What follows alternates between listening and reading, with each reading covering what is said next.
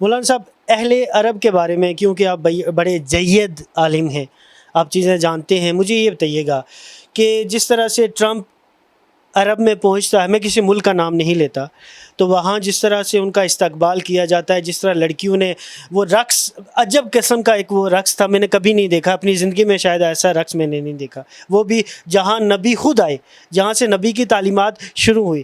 تو کیا دیکھ رہے ہیں، مستقبل کیا ہے، اور کیا یہی جو خانہ کعبہ ہے، ہمارے جو یثرب ہے، پرانا مدینہ ہے، یہی امانت دار رہیں گے، یا قرآن کا فیصلہ ہے کہ ہو سکتا ہے امانت دار تبدیل کر دیے جائیں جب ایسے حالات ہوں؟ دیکھیے، میں تو سمجھتا ہوں کہ پوری عرب ریاستیں جو ہیں وہاں ظالم قسم کے، بے حیا قسم کے لوگ ہیں، خائن قسم کے لوگ ہیں.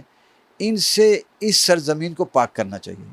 یہ ساری وہ زمینیں جو بڑی مقدس زمینیں ہیں، یہی ساری زمینوں کے اندر آپ صلی اللہ علیہ وسلم تشریف لائے، پھر خلفائے راشدین تشریف لائے، پھر صحابہ کرام نے یہ سارے علاقے فتح کیے تھے، یہ عرب سرزمینیں. لیکن آج جن کا قبضہ ہے وہ یہود و نصارہ کے ساتھ کے ایجنٹ بنے ہوئے ہیں.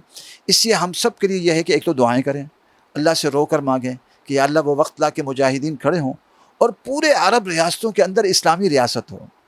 آپ صلی اللہ علیہ وسلم کی وہ مقدس سرزمین جس کا ایک ایک ذرہ ہم جیسے کروڑوں عبدالعزیز اس کے ایک ذرے کے برابر نہیں ہو سکتے، وہاں آج ظالموں اور خائنوں کی حکومت ہے.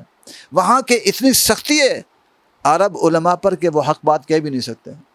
اگر کوئی کہتا ہے جو ہے وہ فلسطین کا جھنڈا نہیں لہرا سکتے، فلسطین کے لیے دعا نہیں کر سکتے حرم شریف میں، ایسے ظالم قسم کے حکمراں ہیں.